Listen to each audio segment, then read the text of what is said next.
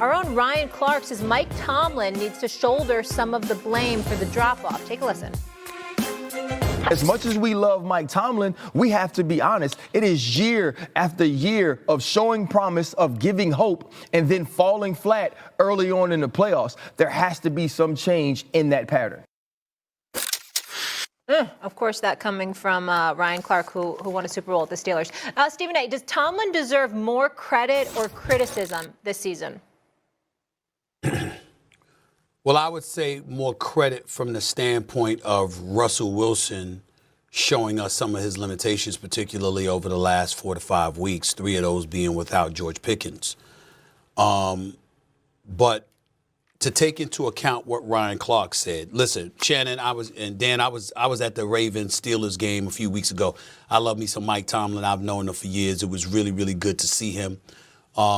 And certainly nobody's advocating for him to be fired or anything like that. We know what a great motivator he is, what a damn good coach he is. He just doesn't have a quarterback. But we have to look at things and be real, and I appreciate Ryan Clark doing that. The Steelers are literally crawling into the playoffs. They are in the midst of a 4-game losing streak. And if they get bounced out by the Ravens, this was Saturday night, which, let's face it, everybody expects to happen, that will be 9 years since the Steelers and Mike Tomlin specifically has won a playoff game. That's unacceptable.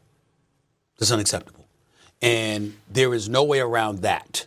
And so I appreciate what Ryan said, because if you're pointing about what we've seen over the last 4 or 5 weeks, and overall a 10-7 season, considering the fact that you've been trying to find a quarterback now seemingly for years, I get it. But ultimately, going to playoff victory, you haven't had a playoff victory since 2016. How can we not look at Mike Tomlin? You have to. Well, I would hate to say I told you so about him, but I kind of told you so about him. I say credit because he's gotten him to this point. It's not necessarily a diverse roster offensively, talent-wise. Outside of George Pickens, there's not a ton of playmakers. I do know this. Russell Wilson's QBR this year is 51.4.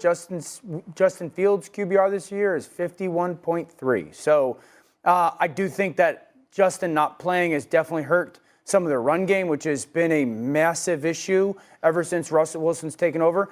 It's the credit to get them to the point. They still have a shot. I do not expect them to beat Baltimore. I fully expect Baltimore to shut down George Pickens and make this offense play in the style that they want. Remember a couple weeks ago, guys, I said they're going into the postseason probably in the worst situation quarterback-wise outside of Denver. I don't know if people feel that case anymore either.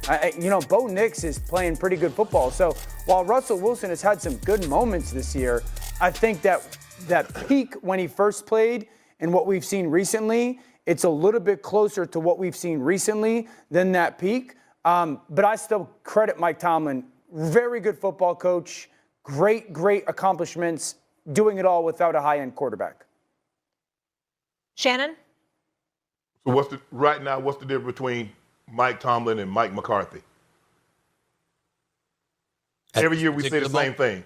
Stephen, we can make this same case. We can make this same argument about a lot of coaches. They don't have great quarterback play, but we give Mike Tomlin grace. Mike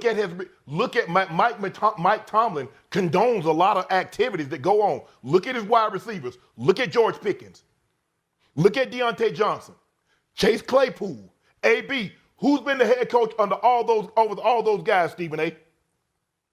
So shouldn't we hold Mike Tomlin accountable for some of the things that go on in Pittsburgh? Well, they moved on. It's almost like everything good. Chase Claypool and Deontay Johnson as well, though. I mean, they did move on from those guys. And I will just share this with you, Shannon. Mike Tomlin takes I've had him say to me, the development of the man is something that he takes very personally. So I do think that he tries to hang on as long as possible with some guys that maybe need a little bit more of that support system. That's fair, Dan, but that's not what he gets paid for.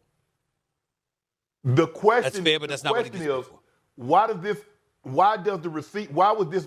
a reoccurring theme in Pittsburgh, and it doesn't seem to be a reoccurring theme with that position at any other places? Why does this happen all the time at Pittsburgh? So he does deserve some blame for that, because behavior, penalties, things of that nature, you coach it or you condone it. Now, with that being said, we give him a lot of credit. We gave him kudos for when they was 10-3. But now what? I mean, so we gonna put all that at Russ' feet? Oh, so I'm just trying to figure this out. That we give Mike Tomlin. I think Mike Tomlin is a damn good coach, but hey, he has to bear some. Stephen A., you said it. Hadn't won a playoff game in 9 years. Last playoff win came in 2016, and all these hadn't been. He had Ben Roethlisberger. He had AB. He had Le'Veon Bell on some of those teams. Remember? Were they any good back then, Dio? Yeah, I mean, he had been at the back end of his career. I would tell you this, like, if you took this football team and you gave him Joe Burrow, you gave him Lamar Jackson, you gave him Patrick Mahomes, you gave him Josh Allen, one of those guys. Well, hell, give anybody that. Give anybody that. Well, damn, that's what we doing. We take the best players and give them to Mike Tomlin. At some point in time, at some point in time as a coach, you don't get to have, you play poker. You don't get to have a four of a kind. You don't get to have a royal flush every hand. Sometimes you got to win with an inferior hand, Dio. And I think we have football works. But that's the point. We have the empirical data that he does do that. Yeah. But when he has to go against a full house, he loses because he doesn't have the cards. Yeah. And that's like, we could sit here and say all we want to. At some point, Shannon, how many people are winning playoff games? Bunch of black athletes and one is better than the other. What the hell am I supposed to do? Act like they're green? What am I supposed to do?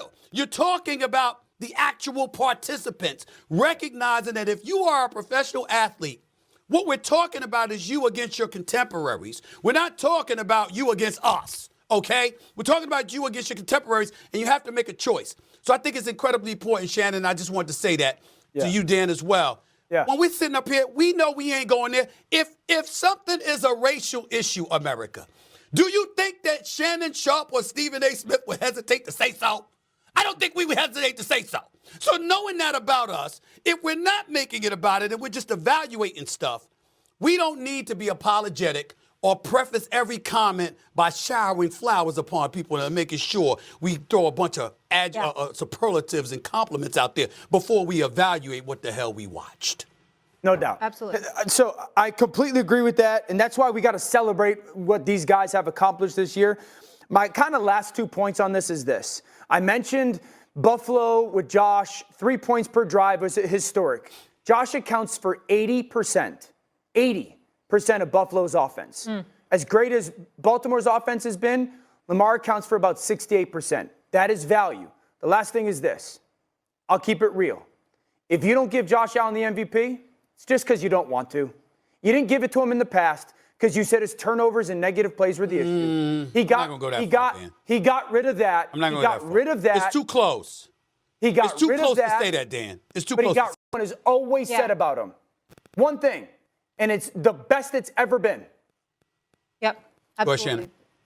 No, we're actually going to leave it. Yeah, you're right, Stephen A. I get that a lot of times because anytime I evaluate a black quarterback, I'm buck dancing, I'm fetching and stepping, and I'm cooning. If I say something negative about the white quarterbacks, I don't like white people. Well, considering that I'm getting it on both sides, I know I'm calling it right down the middle. So y'all continue that commentary, and I'll continue to evaluate the people like I evaluate them.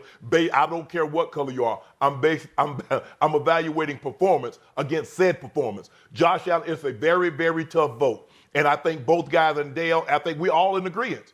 Both guys are very, very deserving. Somebody now we've had 2 times we've had co-MVPs. 97, Brett Favre and Barry Sanders. Also, I think we had that back in 07, 08, maybe 05 or 06 when Peyton Manning and Steve McNair were co-MVPs. Could we have one this year? Maybe, but we really got to get to